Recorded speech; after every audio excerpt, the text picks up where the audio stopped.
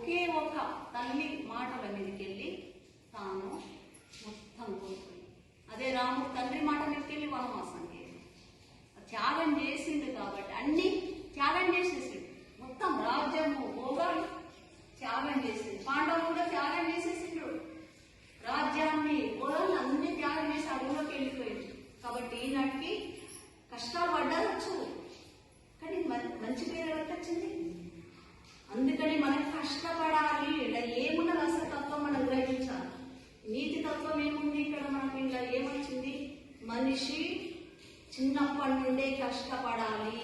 వృద్ధాప్యంలో కష్టపడితే రాదు, సహకరించది. కష్టపడాలి. నా కష్టం అయితేనే నేను చెయ్యాలంటే భగవంతుడు కూడా మనకు అన్నయ్యడు. నువ్వు కష్టపడితేనే నరుడే నారాయణుడు, దేవుడు కాగలవు. నువ్వు ఏ కష్టం చెయ్యాలని పడాలంటే పాండవులు నేను కష్టపడాలంటే వీళ్ళ పేరు వస్తుంది, వాళ్ళ పాండవులు కౌరవులకు వస్తుందా?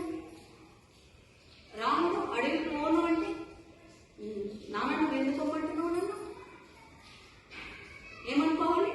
నేను పోను, నేను రాజాభిషేకం రాజునైతే నేను చక్రవర్తిని అయితే నేను పొద్దున్నే ఉంది, నేను సింహాసనం ఎక్కుతా, నువ్వు నన్ను ఎందుకు పోమంటున్నావు అంటే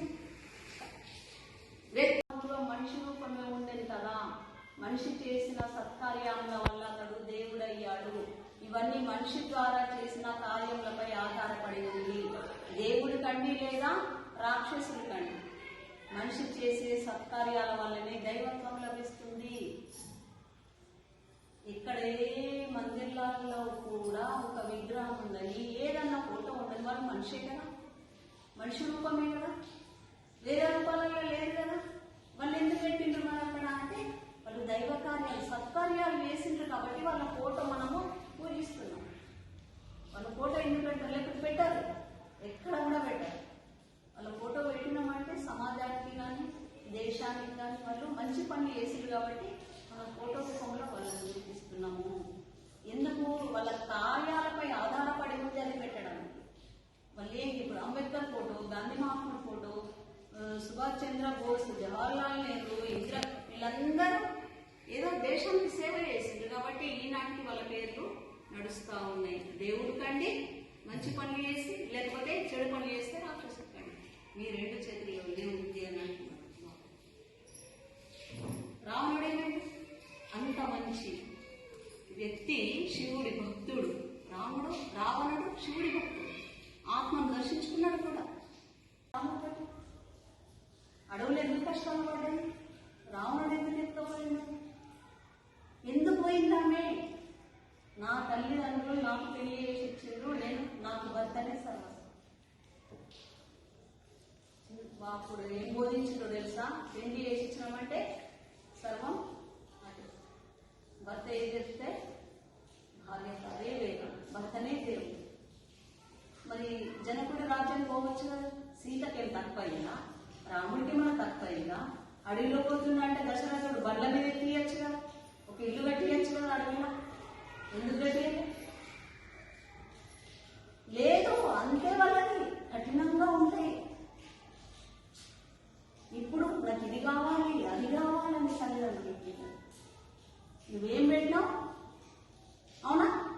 మనం చెయ్యము, మనం కష్టపడము తల్లిదండ్రులాగా. కానీ అప్పుడు నాడు మనం చూసుకోవాలి, వాళ్ళు ఎంత కష్టపడ్డారు, ఎట్లా తెచ్చుకున్నారు. ఇది ఒక్కసారి మనం గ్రంథాలు చదివితే మన బుద్ధి కాదు కదా, మొత్తం వాష్ అవుతుంది.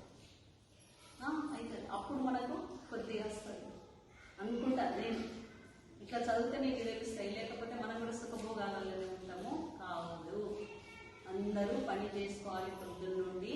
మనకు టైం అంతా ఎక్కువ, అతి కూడా ఎక్కువ వేయద్దు.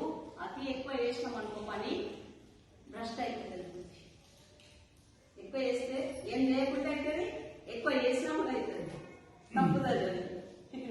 ఎక్కువ మైండ్ మీద ప్రెస్ పడి ఒత్తిడి పడి కూడా అది కూడా అవుతుంది. ఈ ఆధ్యాత్మికంలో దీనికి టైం కేటాయించుకుంటూ రోజు 2 సార్లు ధ్యానం చేసుకుంటూ మన పని మనం చేస్తూ గురు సేవ గురు భక్తి చేస్తూ ఉంటే మన జీవితము ఆనందంగా సన్మార్గంలో నడుస్తుంది. ఇదే మనకు బాబా నేర్పిన ఈ ఒక ఒక 2 పేజీలలోనే ఇదంతా మనకు తెలిసింది కాబట్టి మీ అందరినీ నమస్కరిస్తూ జై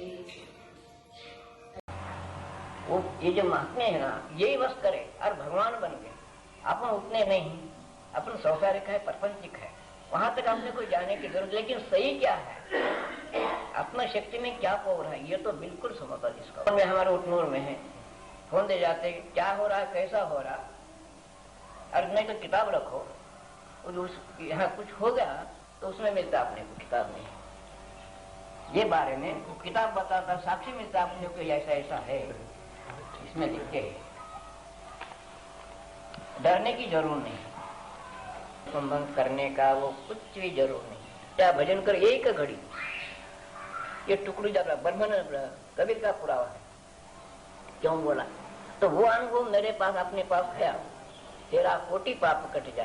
अभी चरित्र में बोले कि रोग दुख दरिद्री ऐसे मैं नहीं बोलता, परंपरा से आ रही बात।